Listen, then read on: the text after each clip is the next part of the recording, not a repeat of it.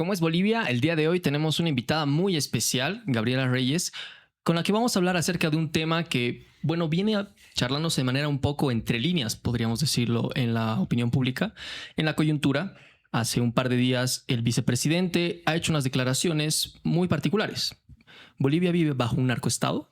Bueno, el día de hoy vamos a clarificar todo este tipo de dudas con la experta criminóloga Gabriela Reyes. Y como siempre, acompañándonos Gabriel y Kelly de nuestro equipo panelista. Y a medio capítulo vamos a tener un cambio bien interesante. Bienvenida, querida Gabriela. Gracias por acceder a este espacio.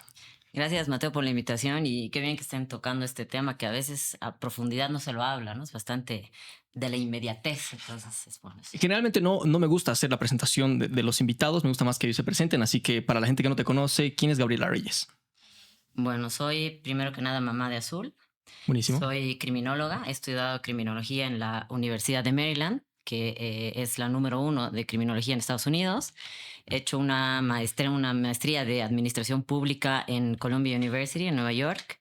Em, Tengo mucha experiencia trabajando en el gobierno, he trabajado con 4 ministros de gobierno en el despacho, he trabajado también en organismos internacionales como el PNUD, la OEA, soy miembro también de la Iniciativa Global contra el Crimen Organizado como experta de Bolivia. Ellos sacan además un índice cada 3 años y ahora se está trabajando en uno de los índices eh, donde evaluamos diferentes mercados ilícitos, pero también actores, y se les rankea, digamos, a los países. Después, y también soy emprendedora, hoy por hoy tengo un emprendimiento Buenísimo. de reciclaje de lonas PVC que las convierto, lo que se llama economía circular, las convierto en carteras, bolsas y productos de merchandising para las Buenísimo. empresas. Vamos de lleno entonces. Bueno, no es un secreto de nadie. En los 80s, en los 90s, Colombia tuvo una participación peculiar y se hizo conocer a nivel global por ser uno de los mayores productores de cocaína en el planeta. Pareciera que esa etiqueta o esa camiseta se la ha puesto nuestro país. Hoy en día, a nivel internacional, se tiene la visión de que Bolivia es un narcoestado, de que nosotros somos los mayores productores de coca de la región. ¿Tú estás de acuerdo con esa afirmación? O sea, con el hecho de que vivimos bajo un narcoestado, de que nuestros actores políticos están ultra involucrados en el crimen organizado. Y lo definiríamos antes, ¿no? ¿Qué es un narcoestado? Bueno, voy a empezar con la definición, pero luego voy a ir un poco más atrás el tema de los datos que has dado de la coca.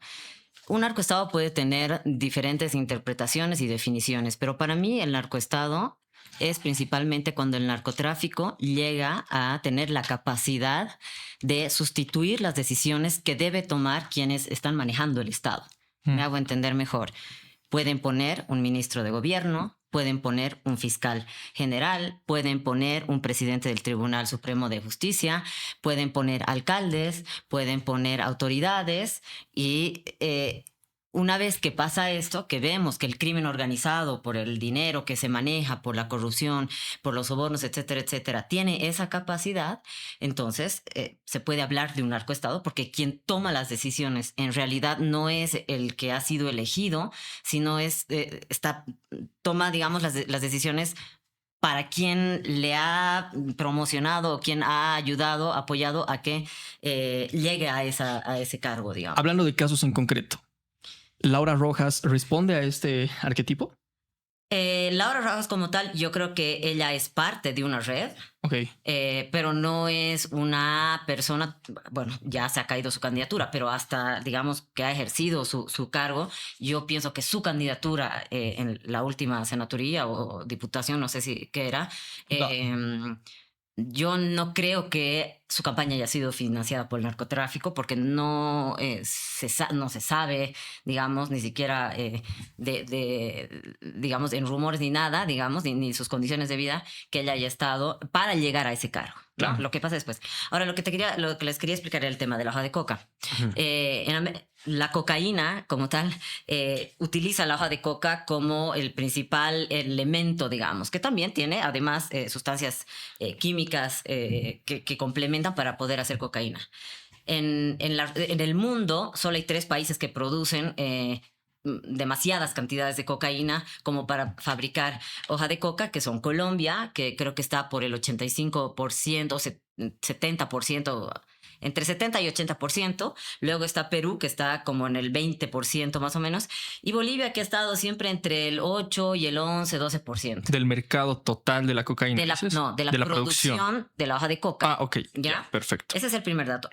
Hoy por hoy hay otros países como Honduras principalmente que está produciendo hoja de coca, Venezuela, pero no se ha encontrado tanta cantidad como se sabe que hay en los tres países. Sin embargo, cuando uno ve, uno piensa, bueno, ¿cómo se maneja el tema de la coca en Colombia? En Colombia el 100% de la hoja de coca no es legal. ¿Es cierto? Porque además no hay consumo de hoja de coca. Total. En Perú hay un poco, digamos, hay esta empresa de la coca que compra coca, que es la hoja de coca, que ellos ponen el precio, ¿no? En Colombia el precio lo maneja el mercado, porque no es cierto, y hay un cierto consumo, pero en Bolivia hay un consumo legal. Entonces, esa coca también se va al consumo legal. Claro. Y el precio lo establece el mercado, pero sobre la base de este consumo, de esta demanda también legal. Claro. Entonces, la diferencia entre Colombia, el precio de la hoja de coca en Colombia está a menos de $1 el kilo. El precio de la hoja de coca en Perú está a menos de $3 el kilo. Y en Bolivia está, digamos, en promedio a $9. Ah, okay. Entonces, la hoja de coca. Entonces, cuando tú eres una persona que vas a ser como un empresario que necesitas tu materia prima, uno de los elementos, pero hay otros también que ya los vamos a ir hablando seguramente, es donde te sale más barato hacer tu pasta base de cocaína. Claro. ¿No? ¿Por qué? ¿Cómo se produce la cocaína? Tienes por un lado hoja de coca, tienes por un lado sustancias químicas. Y esto, con mucha gasolina, se vuelve lo que es la pasta base de cocaína. Esto se produce en lo que son fábricas, que pueden ser móviles o no. Son bastante artesanales. Y luego de tener los ladrillos, que son a veces medio bolas de pasta base, ya se lleva a lo que son laboratorios, que son ya estos grandes que ven ahí en el monte, porque necesitan acceso al río para tirar toda la sustancia química que se genera, digamos que se desperdicia. Se utiliza acetato de etilo, se utiliza urea, etcétera, etcétera. Y estos laboratorios son ya un poco más costosos, y esto es lo que se llama la refinación a lo que es el producto final de consumo, que es el clorhidrato de cocaína, ¿no? Entonces, hoy por hoy Bolivia, por ejemplo, ha tenido una crisis, se pudiera decir, en lo que es la producción de pasta base de cocaína. ¿Por qué? La subvención. Por el combustible, ¿no es cierto? Eso ha sido uno. Y se van a dar cuenta, siempre que un gobierno quiere pelearse con el trópico de Cochabamba, porque en el trópico se produce pasta base, también se refina clorhidrato, lo primero que hacen, ¿qué es? Cortarle la gasolina, ¿no? ¿Se han dado cuenta? Y obviamente también se utiliza gasolina. La Unión Europea ha implementado unos proyectos del tambaquí, ¿no? Para ampliar tambaquí, y las ¿cómo se llama? Las que botan aire a las piscinas funciona con gasolina. Funciona con tambaquí, ¿no? Con gasolina, perdón. Entonces, lo que ha pasado es que ha habido como un poco un cambio o una preferencia en Bolivia en general hacia la producción, hacia la refinación del clorhidrato de cocaína, pero quienes están encargados de esto se han dado cuenta que si bien hay harto en el trópico de Cochabamba, que es mucho más rentable ponerlo cerca a la frontera, ¿no? Es decir, en Beni, en Santa Cruz. ¿Por qué? Porque tu principal mercado está en Europa. Y el segundo puerto donde más donde más sale la cocaína es el puerto de Santos en Brasil. Claro. El primero es el de Guayaquil hoy por hoy, el que está en Ecuador. Entonces, reduces el riesgo, reduces el precio, ¿no? El costo que te toma la gasolina, que te toma enviar en avioneta el clorhidrato de cocaína ya producido para que entre a Brasil y luego se salga. Eso es como que el principal. Obviamente, si hablamos luego de la hidrovía, Chile, o sea, hay un montón, ¿no es cierto? Okay. Tenemos una... Claro, totalmente. Pero bueno, eso es como un poco lo más básico, digamos. Hay algo que quisiera, digamos, como que argumentar, y creo que sería importante para contextualizar también a nuestro público. ¿Por qué estamos hablando de este tema tan importante? Si bien hemos introducido con el tema de lo que es un narcoestado, en una investigación que hemos podido hacer, por ejemplo, con datos oficiales de la Organización de Naciones Unidas para la Droga y el Delito, estamos hablando que en el año 2022 Latinoamérica ha sido la región más violenta del mundo. Estamos hablando de que 1 de cada 3 homicidios se cometen en Latinoamérica cuando solo vive el 8% de la población mundial, lo cual es sumamente preocupante. Y además, dentro de él, digamos, los crímenes que se cometen y sobre todo estas redes transnacionales de crimen organizado, uno de los más importantes obviamente es el narcotráfico, ¿no? Entonces, no sé si Gaby nos podrías contar un poco y explicar también a qué causales tal vez podríamos asociar al hecho de que el narcotráfico sea tan fuerte en nuestra región. No sé si estamos hablando quizás de gobiernos débiles, institucionalidad que no es sólida, también pobreza, desigualdad. No sé qué podrías decirnos al respecto. Sí, bueno, este dato de Naciones Unidas, de su informe mundial de homicidios, si bien muestra que un importante número es de asesinatos vinculados al crimen organizado, también muestra una crisis al interior de los hogares, ¿no? Por lo tanto, los asesinatos también cuentan mucho, el tema del feminicidio, el tema de las pandillas, cosas más como que territoriales, más locales, pero sí, el crimen organizado es un tema.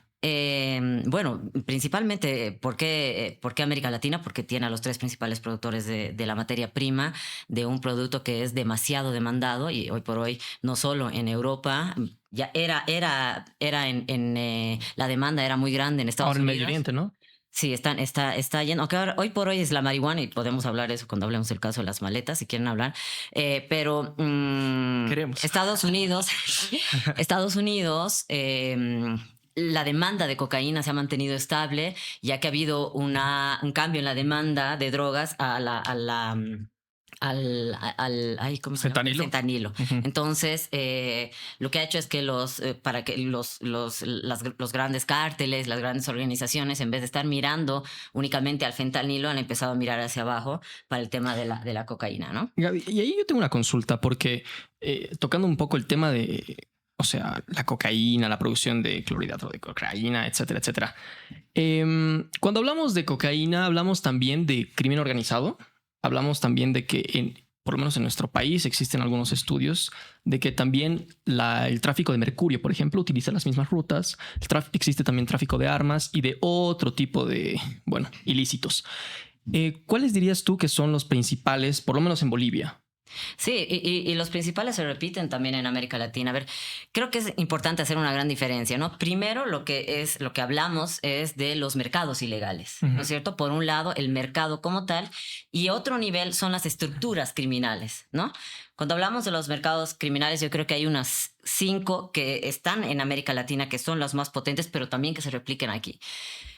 Uno de los más importantes es la trata de personas, que mueve personas, como ustedes saben, principalmente con fines de explotación sexual. Se establece, el 2022 se ha hecho un estudio de Naciones Unidas que ha establecido que aproximadamente la trata de personas con fines sexuales mueve 12,000 millones de dólares. Entonces, hartísimo. El otro mercado, digamos, criminal es la trata de personas, que básicamente es mover a una persona de un lugar a otro.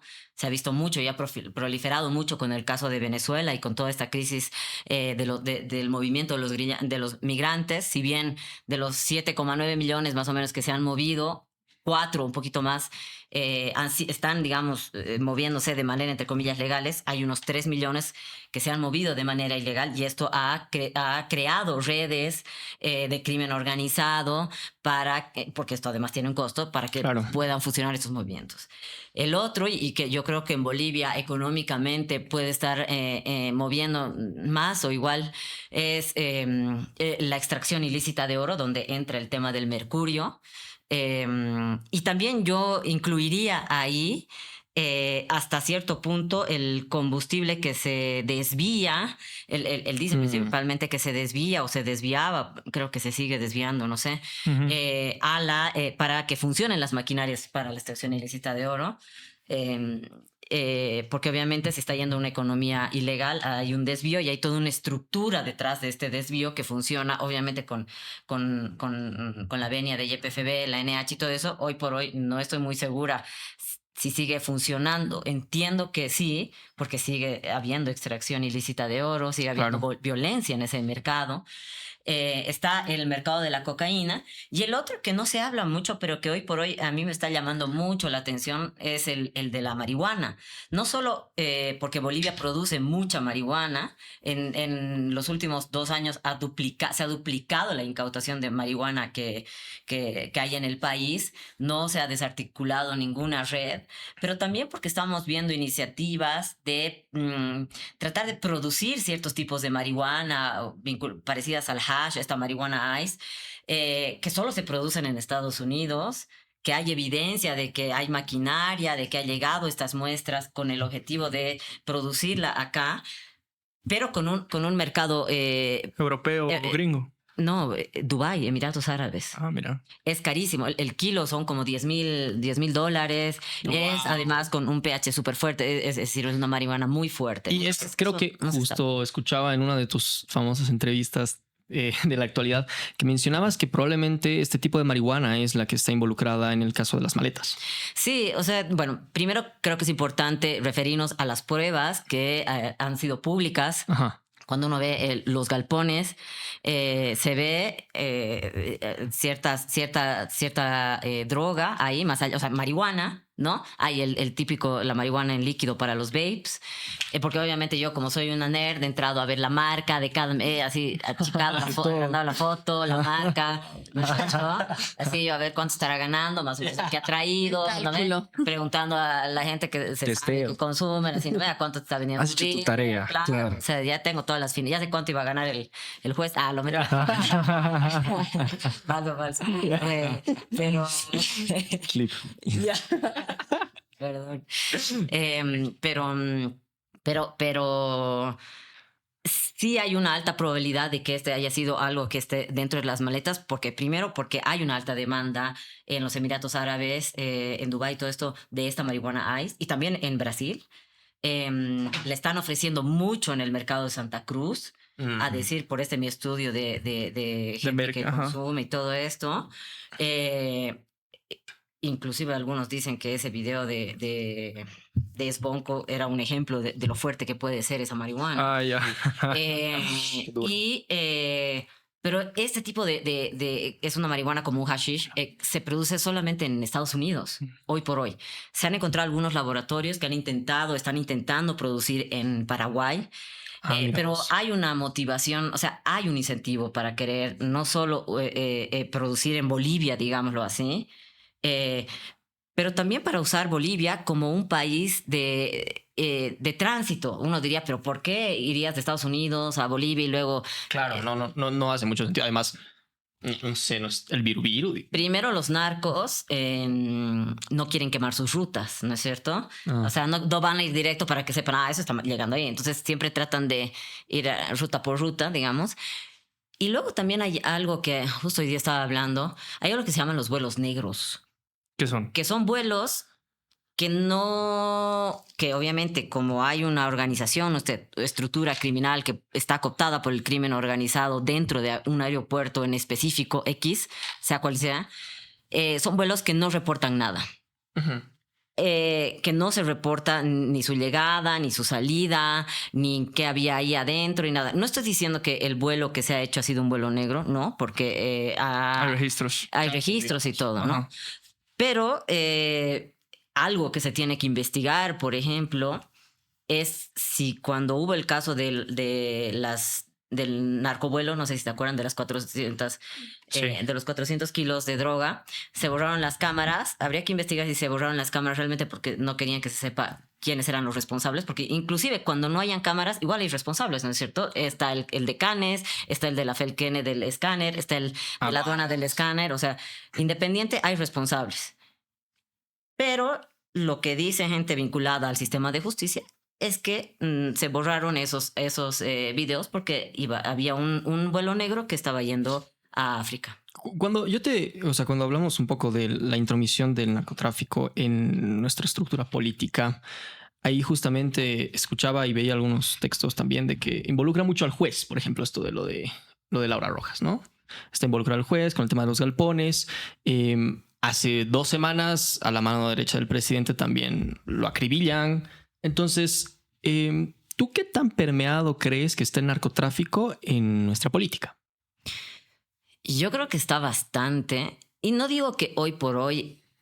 bueno, sí pienso que el gobierno ha heredado una estructura bastante permeada y le está costando deshacerse, por un lado. Por otro lado, tal vez está en ciertas instancias conforme, ¿sí? Porque por un lado no tienes a 10,000 personas para sustituir en, no sé, un ejemplo que es hipotético, en Aduana Santa Cruz. Claro. Pero el de Aduana Santa Cruz te pasa la plata que necesitas para la campaña. Entonces dices que se queden nomás estos masistas, operen y ya después, alguna vez que tengamos gente capacitada, la vamos a poner. Porque obviamente todo este tipo de... ¿Y por qué hablo crimen organizado? ¿Por qué lo relaciono a la corrupción, el crimen organizado? Porque siempre detrás de todo esto hay unas dinámicas, inclusive para lo de Aramayo, ¿no es cierto? Cuando tú ves toda la estructura, si bien uno dice son granos, pero son granos que se legalizaban cuando ingresaban. ¿Cuánta plata? Además, esta persona tenía ya gente trabajando para él dentro del SENASAC. Y hoy por hoy nos enteramos de que además están dispuestos a quitarle la vida a una persona si no cumple con lo que se tenía anteriormente. La pregunta es ¿por qué? Si él ha denunciado las denuncias, ¿por qué no lo han protegido? ¿No es cierto? O sea, eso era lo más importante, que el Estado lo proteja a él y se empieza a hacer un trabajo de inteligencia sobre quién lo ha denunciado, por qué lo ha denunciado, porque eso se sabe, pero no han hecho nada.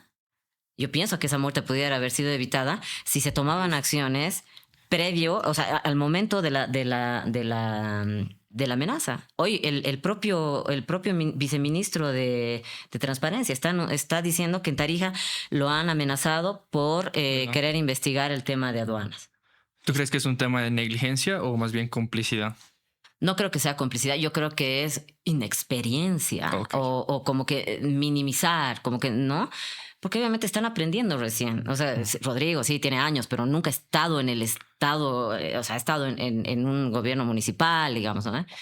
Entonces sí pienso que hay harto de eso también y que les está costando. Pero también nunca sería muy ingenuo pensar que todos son palomas blancas, ¿no? Claro. Siempre hay como que la oveja negra, ¿no? Entonces, claro, eso también. Retomando un poquito el tema de las maletas y también el tema de la política, han desaparecido esas maletas también con el tema de los vuelos negros que hablabas. Entonces, ¿hay alguna conexión entre esos dos conceptos y la desaparición de las maletas? ¿Tú qué opinas? Yo creo que las investigaciones van a demostrar si había o no. Mi hipótesis es que las maletas ya no están en Bolivia. Y hay una corrección, Mateo. No solo el juez estaba vinculado por lo que había en el galpón, sino que el juez ha ido a recoger a Laura Rojas cuando ella ha ido a sacar las maletas, ¿no? Entonces, es el nuevo video que ha salido, ¿no? Tiene mucho más vínculo de lo que uno pensaría. Señor juez. Más allá de, además de llevarse bien con el de aduana, que supuestamente eran amigos antes. Pero, sí. Bueno. Claro, el video además muestra que no, el juez dijo que era algo así súper con un conocido, nada muy íntimo. De cuatro se han visto. Pero la charla que tienen, el cómo presenta a la otra persona, o sea...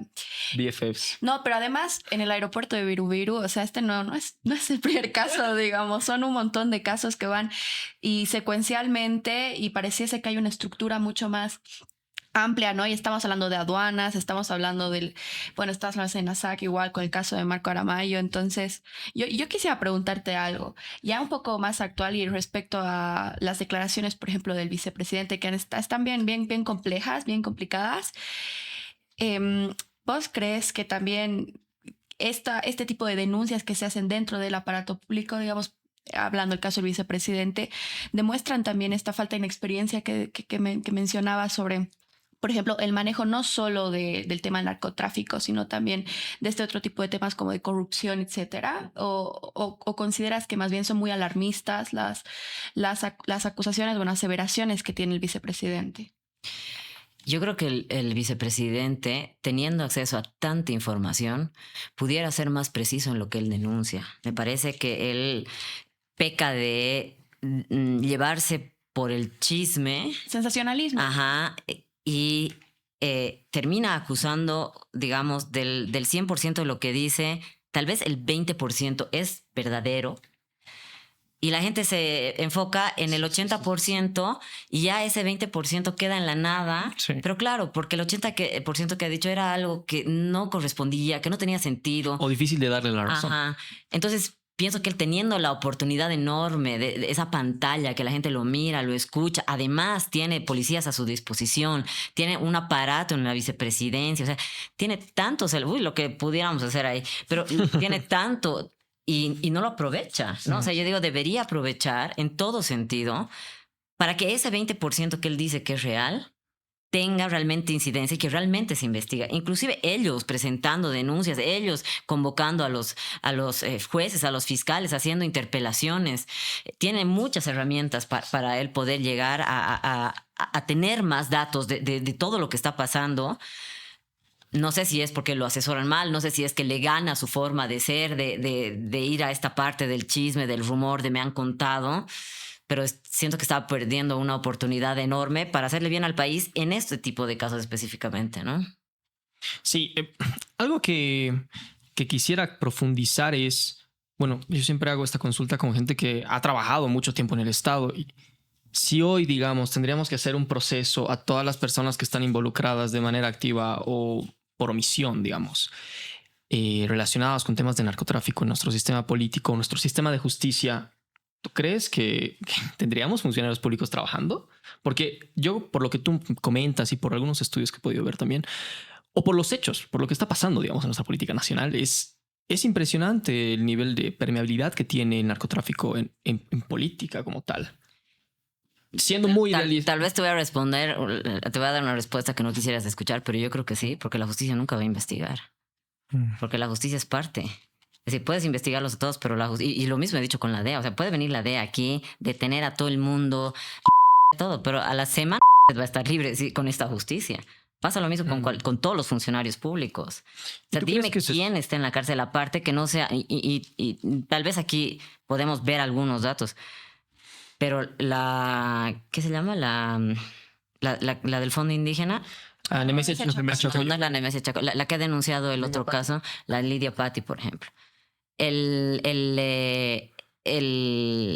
Bueno, inclusive ¿qué se llama? La Yanine Áñez. O sea, es decir, hay un perfil normalmente que tienes una desventaja, Yanine Áñez, Sosa. No te digo que no hayan sido algo, ¿me entiendes? Uh-huh. Pero si de política se trata para que la justicia politizada te juzgue, lo más probable es que vas a ser mujer. Pienso yo. Si no, ¿quién más? Bueno, el presidente, porque, o sea, el expresidente Arce, ¿no? Pero ¿quién más está en la cárcel? O sea, tal vez me estoy olvidando. Bueno, digamos, este juez que está vinculado sigue libre, digamos. Le han dado 4 meses. Y al cuidador le han dado 6. Al cuidador del galpón le han dado 6.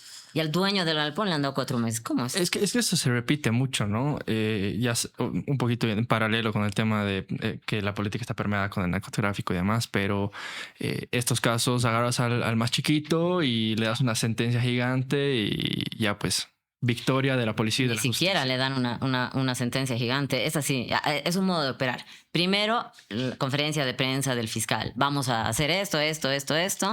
10,000 allanamientos, show con prensa, allanamiento aquí, acá. Presentan a 3, el cuidador, el chofer y la de la limpieza. Listo, eso fue todo. Entran ellos, obviamente el eslabón más débil.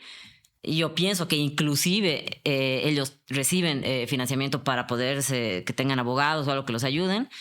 En 6 meses están libres. Esta es entonces una muestra de complicidad entre el sistema y el narco, digamos. Y no solo de debilidad, de todo lo que es este poder ilegal, digamos, ¿no es cierto? O sea, del narco, del contrabando, de la corrupción, de la trata de personas. Tráfico de armas. De todo lo que vincula al Estado, digamos, ¿no? Claro. Pero es un modo de operar. Pero ustedes... Díganme los resultados. ¿Qué caso que ustedes dicen, no, aquí esta es la cabeza? El único es, digamos, lo de Arce, ¿no? Sí. Del presidente. Incluso, digamos, que ha estado paseándose por acá, que tiene sus casas, jugaba fútbol, por favor, o sea. No, y este chango del pádel igual. Pero todo el mundo en Santa Cruz sabe quién es el chango del pádel, ¿no? O sea, por eso digo, inclusive recién, y eso hablaba hoy día, hace 3 días han matado a un brasilero. Ha aparecido el cuerpo de un brasilero en Lagunillas, en el Urubó, en Porongo. No sé si han visto. No. Justo 2 noches antes ha habido disparos en Villa Bonita, que es un barrio, y yo, porque todos los vecinos han escuchado y me han dicho, Gaby, esto está pasando, porque así la gente me Qué bueno, ya. Gaby, Sí. Superman. Que resuelva. Para contar todo. ¿Quién Lara? ¿Quién Lara? Gaby. Entonces yo he puesto un tweet y decía, ¿qué está pasando? ¿Qué ha pasado anoche en Villa Bonita? Porque se han escuchado tiros hartísimos.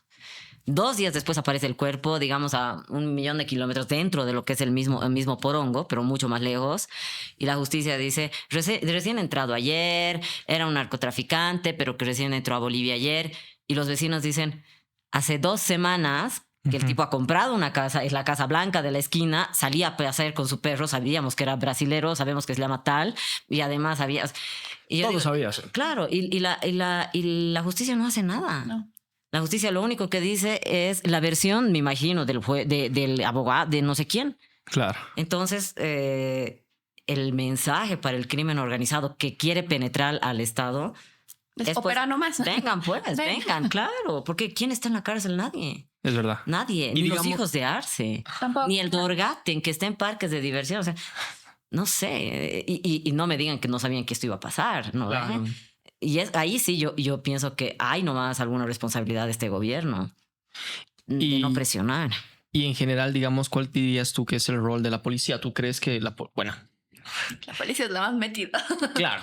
A ver, creo que es importante aclarar que No no es todos. toda la policía. Sí. Hay policías muy buenos que hoy por hoy están investigando el caso de las maletas, por ejemplo. ¿Qué te parece el Mirko Sokol? Sí, el nuevo cuando. Pero hay otros policías que están 100% cooptados, ¿no? Claro, creo que es totalmente. importante, Sí, sí, sí. decirlo. Hay policías asesinados, hay policías que han estado en la cárcel y después vuelven.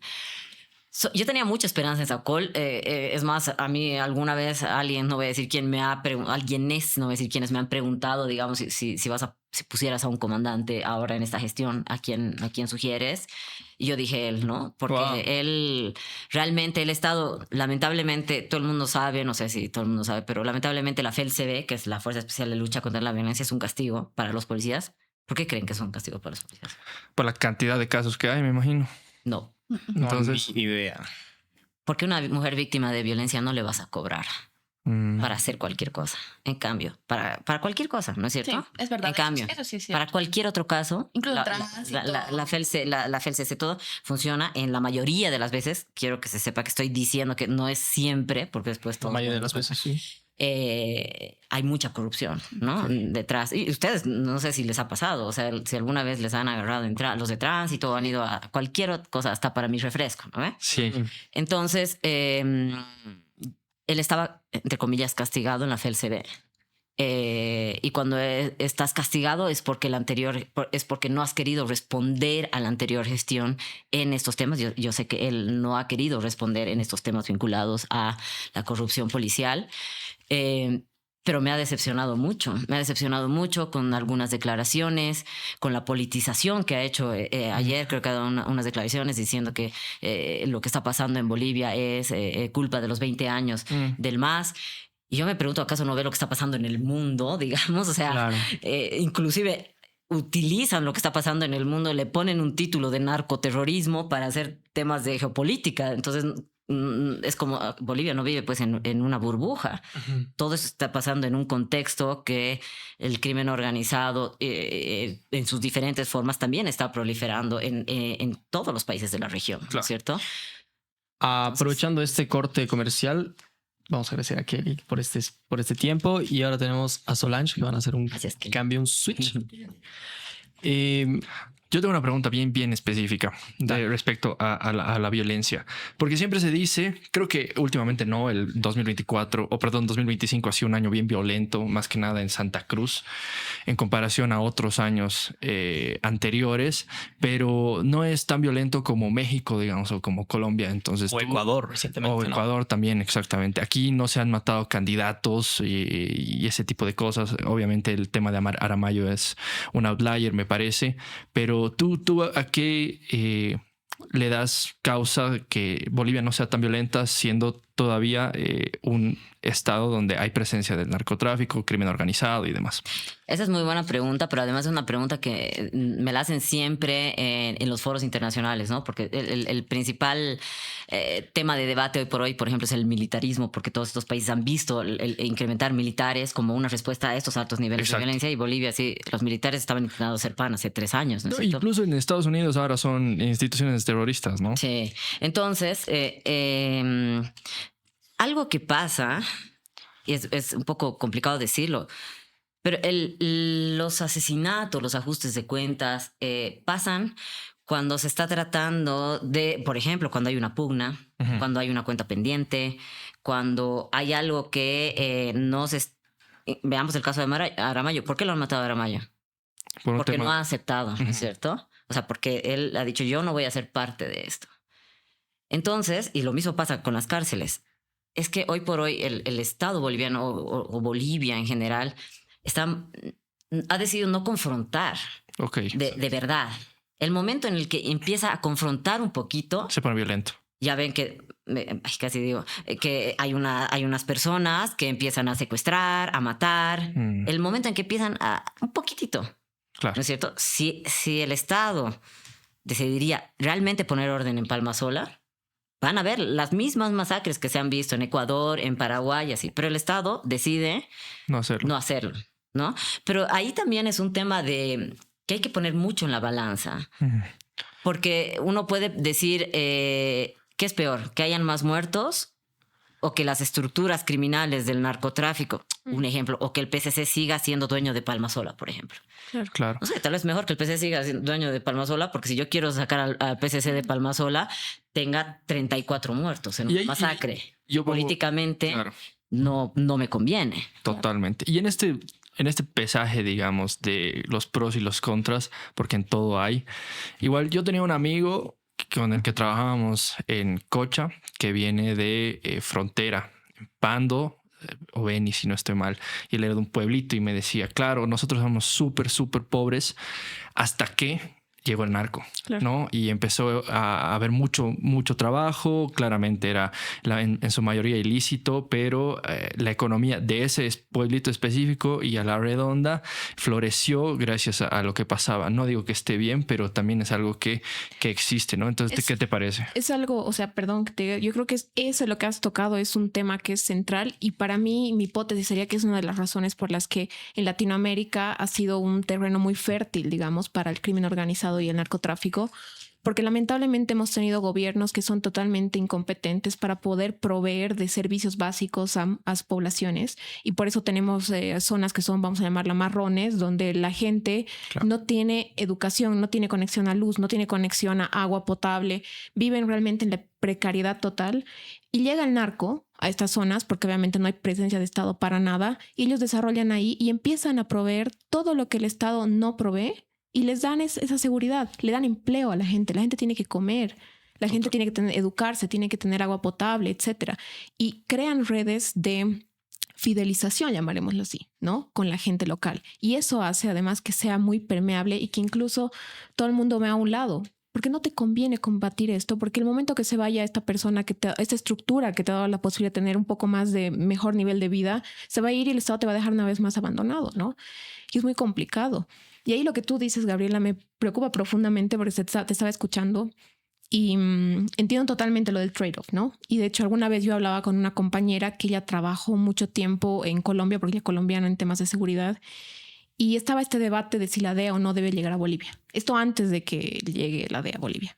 Y ella me dijo, desde mi experiencia te puedo decir que es de las peores cosas que le pasó a Colombia, ¿no? Llegó la DEA y los niveles de violencia se fueron al techo. Empezamos a ver cosas que antes nunca habíamos visto. Fue una guerra, prácticamente una guerra civil. Fue terrible.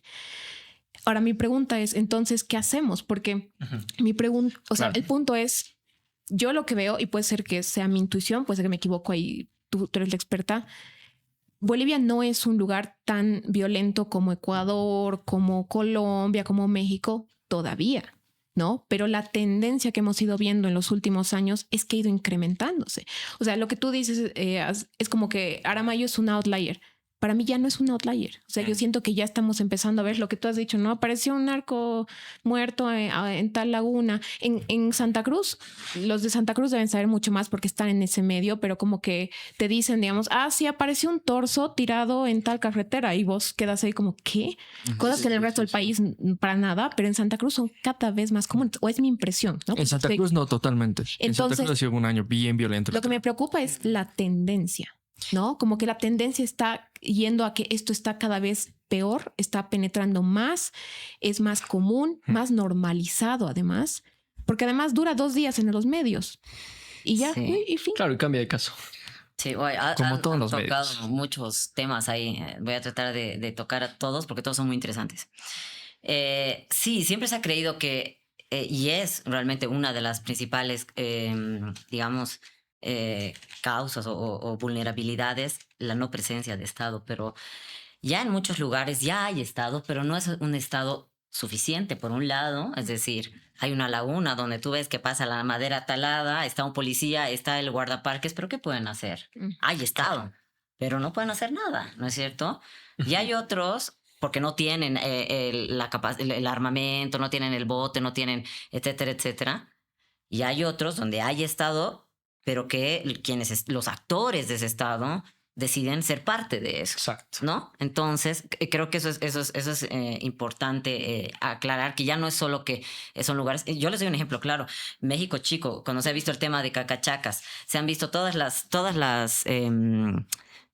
donde las carpas que se riega, que se planta marihuana en México. ¿Han visto? Sí, claro. Y Altiplano, ¿no? Sí. ¿Y qué ha pasado? ¿Se han dado cuenta? Se ha detectado que el programa Mi Riego regaba la marihuana. Entonces, Financiamiento del BID. claro, ¿y qué tienen? ¿Qué tenemos ahí? El Estado siendo parte de esto, ¿no? Estamos, no sé si auspicia este programa. Ya, hablen de ese programa. Eso es lo primero. En el tema de los asesinatos, yo sí pienso que lo de Aramayo sigue siendo un outlier por quiénes son los que mueren. Yeah. ¿Sí? Hoy por hoy, quienes mueren y quienes asesinan son 100% vinculados, son narcos, son miembros del PCC, en cambio, Aramayo no. Yeah. Aramayo era una persona. Todavía en Bolivia no están matando a periodistas, todavía no están Inocentes, matando digamos. en el tema de narcotráfico. Sí, en el caso del oro se ha visto algunos asesinatos vinculados a algunos indígenas que están defendiendo su territorio, por ejemplo, ¿no? En el caso de entonces, pienso que todavía no ha avanzado a callar, digamos, a la gente como se ve en otros lugares, ¿no? Eso, y bueno, el tema de la DEA, si quieren, después lo hablamos o lo hablamos ahora, pero cuando tú me preguntas qué hacer, insisto que hay que saber diferenciar entre el mercado ilegal y la estructura criminal. Cuando yo escuchaba a un militar que comenta sobre temas de seguridad en la tele, dice, hay que declararle la guerra a las organizaciones criminales. Y uno dice, yo digo, no, y ese es un tema también, un error de la DEA como tal, y que todo el mundo lo sabe. Porque tú puedes deshacerte de lo puedes matar ¿y qué va a pasar? Va a venir otro, van a haber 4 mínimo. Se va, porque eso ha pasado cuando ha muerto Pablo Escobar, cuando el Chapo entró a la cárcel. No es que el cartel de Sinaloa ha dejado de funcionar. El mercado ha seguido floreciendo. Entonces, el enfoque tiene que ser en trabajar sobre el mercado ilegal.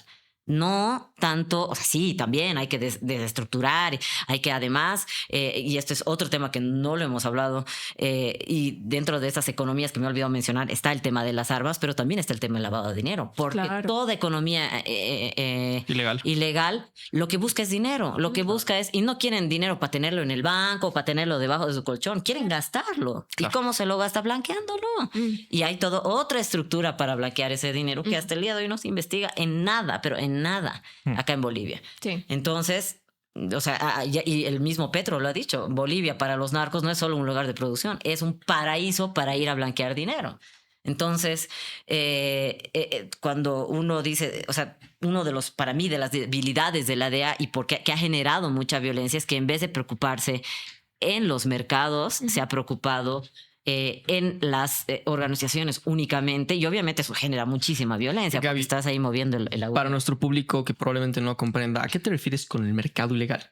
¿Cuál es la diferencia? Organización ilegal creo que está bastante claro, pero el mercado ilegal, ¿cómo lo tratarías? El mercado ilegal es algo que hay una oferta, una demanda que se mueve dentro de la ilegalidad.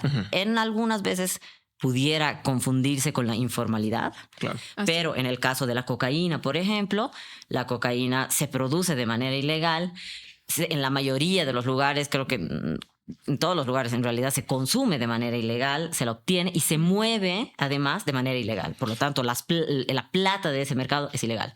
En la extracción ilícita de oro, la extracción es ilegal. Se han encontrado mecanismos ilegales para legalizar y exportar, ¿no? Pero sigue siendo una economía ilegal. Pero la demanda nunca va a desaparecer. ¿Cómo combatirías esto? Y ahí yo te hago una pregunta igual así complementaria. ¿Qué opinas de la legalización?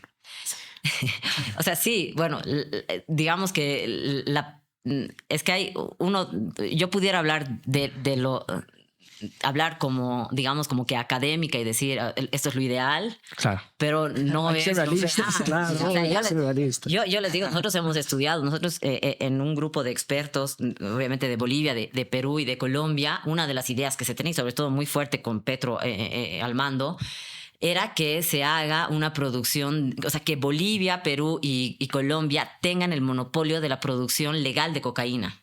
Y que eso, que se pague impuestos, que como producir vino, pero que sea el producto por excelencia de esos tres países. Y que traiga dólares a Bolivia. Claro, obviamente. Imagínense los dólares. Claro. O sea, la economía ilegal mueve unos 3.000 millones por lo bajo. Claro. Sí, eso es lo que estiman. Por lo bajo. Sí. 3.000 millones. Entonces, o sea, lo lindo sería hacer algo así, ¿no? Pero después tú vas al sistema internacional, a Viena, y la Convención de Viena, y quieres abrirla, y los primeros en oponerse son Estados Unidos y Rusia. Claro. ¿Por qué? ¿Y por qué uno dice, pero no, pues que lo hagan solo Bolivia, Colombia y Perú? Pero no se puede, pues porque Los el banco, la mercados plata, están- el banco El es... sistema bancario internacional es Exacto. mundial. También. Y total. obviamente si tú no te van a dejar mover esa plata, ¿no? Entonces, ¿qué hacemos? Sí, o sea, Eso es lo más grave, ¿no? O sea, no, yo sí pienso que hay que, si bien va a haber la demanda, pero creo que hay que hacer muy difícil el obtener el producto, digamos, ¿no? En el Dificultar en todo. en el caso del oro, el mercurio. Que digamos. exacto, que el costo sea muy alto, que los estados realmente se animen a entrar por un lado, a entrar a confrontar a estas empresas privadas que están asociándose con el cooperativista fuera de la ley, o que cambien la ley en el caso del oro, para que sea esto legal y que paguen impuestos y todo, y no tenga tanto beneficio. Hoy día ser un minero De oro. extractor de oro tiene demasiados beneficios. O sea, entonces creo que hay temas normativos, hay temas de control, inclusive temas para trabajar. Obviamente la justicia es clave en todo esto, porque podemos hacer todo esto, pero agarramos a los importantes y no pasa nada, ¿no? Claro. Pero creo que el Estado tiene una oportunidad enorme para hacer estas identificaciones de dónde puede generar controles, dónde puede hacer cambios normativos para hacer, por un lado, más difícil, hacerlo más costoso, como cualquier empresario, ¿no es cierto? Si lo haces más costoso, tiene que ver otro modo, tiene que ver otro producto, tiene que ver qué hacer.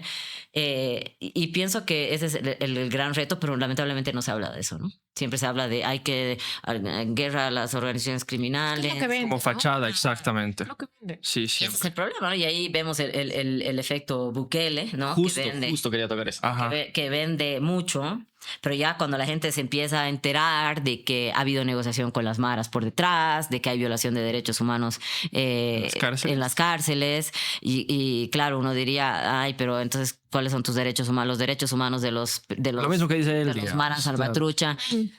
Pero bueno, pues la pregunta es, ¿realmente todos los que están allá adentro eran de la Mara Salvatrucha? ¿O estamos hablando, digamos que estamos de acuerdo ya, sí, los asesinos de la Mara Salvatrucha, está bien, no les respeten sus derechos humanos? Pero se ha sabido y se sabe, Claro. eso es abierto, de que las ejecuciones extrajudiciales, o sea, de gente que no se sabe, nunca, no ha habido un juez que ha dicho él No, era no, el no, asesinado, exactamente. Mm. Y gente que apareció muerta en las cárceles, son bastante preocupantes. Y también esto se ayuda para que haya sea el más popular y sí, bien, él tiene algunas. Su política de cárceles en lo que es la reinserción a mí me encanta porque les hace hacer uniformes, es decir, tiene cosas buenas también, eso sí, pero esta parte en específico, yo pienso que si bien hay una línea de apoyo con Estados Unidos de todo esto, de esta mano dura, yo pienso que algunos países también están pensándola dos veces porque al final del día puede traer consecuencias Como las que inclusive en dices, estrados, digamos, que internacionales. y violencia y demás, ¿no? Ujú. Una pregunta específica con el tema de Bukele. ¿Qué opinas de su sistema carcelario? O sea, él dice, wow, aquí no, desde las cárceles donde están las maras y esta que es súper segura, no mandan a asesinar gente, no lo que pasa en Palmasola, lo que pasa acá desde San Pedro. Entonces, ¿qué te parece ese modelo carcelario? Más allá de lo punitivista que puede hacer ese sistema No, y demás. por eso te digo, o sea, el modo en el que se está me parece para empezar que es una medida a corto plazo, porque al final del día creo que no se está, él está incluyendo el tema de la educación, ha puesto a una capitana de las Fuerzas Armadas como Sí. ministra de Educación, ¿no? Les revisa el corte y todo eso, pero a mí me parece que es que son políticas que no son sostenibles a lo largo del tiempo. Si algún día se cambia de presidente, lo más probable es que todo vuelva igual porque no está trabajando sobre lo importante que es el tejido, digamos, social. Igual aquí ha cambiado, ¿no? Antes se pensaba que la educación era como que la puerta para Desarrollo. sí, y para el progreso de una persona, pero hoy por hoy no, ¿no? O sea, para cuánta nada. gente No, ya no. es autodidacta, cuánta gente es millonaria sin tener educación. ¿Cuántos Y- licenciados desempleados? Exactamente. Entonces, entonces creo que ese es un tema que los gobiernos tienen que replantearse, ¿no es cierto? En ver, ahora, ¿qué hacemos? Porque no es la educación únicamente, o ¿cómo se dice? La pildorita, lo que te va a salvar todo. Mm. Porque ya lo hemos visto que no es así. ¿Tú crees que es una cuestión cultural?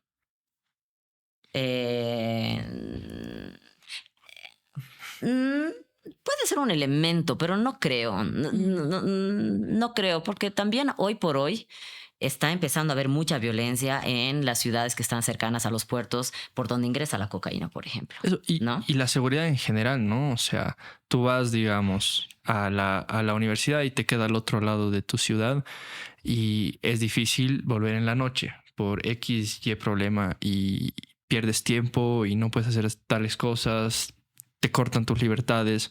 Entonces, yo creo que la seguridad depende obviamente de la solución que le des, pero es uno de los problemas que en el corto y en mediano plazo, incluso en el largo plazo, van a tener consecuencias positivas, ¿no? Sí, bueno, y hay muchas teorías, ¿no? La teoría de las ventanas rotas, o sea, Exacto. si vas Claro. a tu casa, este ejemplo que tú ponías, pero si vas por un lugar que es súper con mucha luz, pero no con esas luces así amarillas que pones. Con las LEDs, así. Así, te sientes tú mucho más seguro. Exacto. Pero además, la teoría te demuestra además que una de las teorías de que el que quiere delinquir, si no ve la oportunidad, no lo va a hacer, ¿no es Claro. cierto? Y obviamente cuando muchas veces han habido algunos candidatos, por ejemplo, que han dicho, mi respuesta para la seguridad ciudadana es poner luces LED. Y a mí me pareció bárbaro. Y yo, ay, ¿cómo pues luces LED? ¿Qué tiene que ver? Bárbaro, porque si supieran para una mujer la diferencia Sí, que hace entre sí. caminar una cuadra Totalmente. con luz LED y una cuadra oscura, es enorme. Y la seguridad al final del día también es cómo te sientes tú, aunque no te hagan nada, Sí. ¿no? O sea, la seguridad se mide de manera objetiva, robos, asesinatos, pero también la percepción que tienen las personas de sentirse seguras, inseguras, porque van a tomar decisiones de qué hacen en su día, cómo se mueven, todo sobre esa percepción, no sobre la realidad. No Totalmente. es que, ¿cuántos han asesinado en este bloque? No, es este bloque parece peligroso porque está oscuro, porque mira, hay un perro ahí que está medio, no sé qué, creo que está muerto, no lo han recogido. Entonces, y eso repercute al final del día en tu desarrollo humano como tal, ¿no? En lo Totalmente. que vas a hacer tú en tu vida. Ahí yo charlando con una colega y volviendo con el tema del narcotráfico, ella me comentaba que es casi imposible, digamos, ser ministro de gobierno hoy en día sin transar con el narco, ¿no? Obviamente creer que Bolivia algún día va a estar absolutamente libre de corrupción y de narcotráfico es también una utopía, por así decirlo. Todos los países del mundo tienen un poco de corrupción y por lo menos en la región gran parte están vinculados con el narcotráfico en mayor y menor medida. Pero ¿tú crees que es posible que realmente se puedan dar las condiciones políticas o la sociedad exija tal vez, no sé, Capitán Lara utilizaba también esto de la corrupción, no ha hablado nunca del narcotráfico recientemente, pero para que se puedan cambiar estas condiciones? Yo lo que yo he visto es que la penetración del crimen organizado, principalmente el narcotráfico, en instancias como el Ministerio de Gobierno, por ejemplo, lo voy a poner en potencial porque uno no sabe que después quieren hacer procesos y que demuestren. Se habría, digamos, como que profundizado en los últimos 5 años.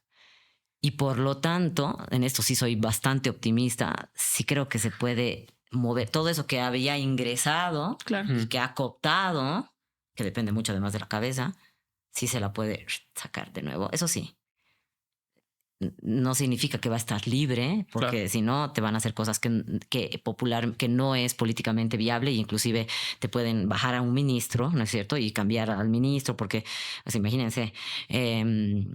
Pero sí creo que hay niveles que se pueden combatir, que se pueden limpiar, que se pueden cerrar las puertas. Estoy segura de que sí. ¿Qué país en la región podría ser ejemplo de esto? A mí me parece que Uruguay es un gran ejemplo, ¿no? En general. Para todo es Uruguay. Sí. O sea, Ahora, no es menor decir que Uruguay ha legalizado el consumo de la marihuana. Exacto, también. sí, y también, y no solo el consumo, ¿no? Sino la producción, porque se habla de legalizar el consumo, pero bueno, que puedes consumir, pero ¿y dónde la vas a obtener? Claro. ¿Y cómo la están produciendo? ¿No es cierto? Debe haber mercado ilegal de ingreso de marihuana a Uruguay, me imagino. Es una suposición. Sí, o sea, claro, hay como todo, ¿no es cierto? El vino acá puedes también comprar tu también, vino. totalmente. Pero creo que hay mucho de la decisión de la persona que consume de no aportar al crimen organizado y de comprar porque tiene la opción legal. Entonces prefiero ir a la farmacia a comprar antes que darle al crimen organizado, ¿no? Obviamente hay un trabajo de pedagogía del Estado detrás de esto. Total. Que creo que es súper importante. Pero sí, para mí Uruguay siempre es uno de los ejemplos en todo sentido. Están haciendo cosas muy buenas también. Sí, 100%. Hasta en su selección de fútbol. Quería Gaby, bueno, no sé si Solange quieres hacer alguna última consulta. Gabriel, queremos aprovechar este tiempo para que Vale haga un clip específico. Si tuvieras que decirle algo al gobierno actual sobre temas de seguridad, crimen organizado, ¿qué le recomendarías? Que tomen control de sus instituciones, que tomen control del CEGIP, que tomen control de migración, que tomen control de aduanas a nivel departamental territorial, que tomen control de todo, pero un control sano. Y ellos saben a lo que me refiero. Es decir, que pongan a gente sana, que pongan a gente nueva y porque hoy por hoy, como les decía, sigue trabajando mucha gente del anterior gobierno que está con esas mañas y creo que tomen control de aeropuertos en general. Creo que esa es la gran tarea hoy por hoy para el tema de seguridad más importante y obviamente que investiguen a las personas que estoy segura que creo que ya lo están haciendo, a las, digamos, personas que hoy por hoy tienen de cierto modo alguna influencia en que el crimen organizado siga penetrado en el gobierno.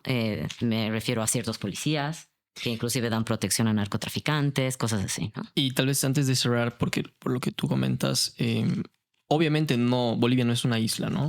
Supongo que el crimen organizado está vinculado a redes internacionales. Totalmente. Esto no solo es regional, es transnacional, ¿no es cierto? O sea, los mercados ilegales funcionan porque hay una demanda en un lugar, porque funcionan. Pero obviamente cuando hablamos ya de las estructuras, hay estructuras tanto locales como regionales. El Tren de Aragua, por ejemplo, ¿no? Es que funciona, ¿no es cierto? Pero los mercados, sí, o sea, estas estructuras pueden ser así mucho más granulares, pero los mercados sí son globales, como...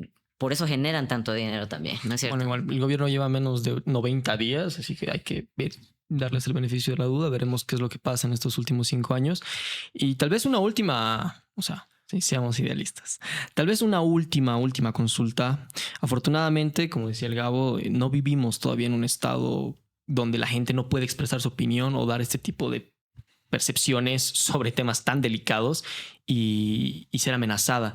No sé si alguna vez a vos te han amenazado por decir por lo que dices en redes sociales o en los medios de comunicación.